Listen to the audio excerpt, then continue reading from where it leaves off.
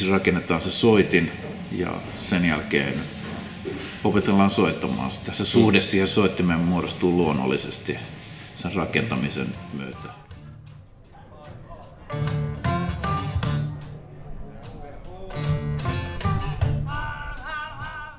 Tätä kohtaan on ollut runsaasti kaikenlaista kiinnostusta myös lähikaupungeista ja muultakin Suomesta, että kysyntä on kovasti ja kiinnostus kovaa.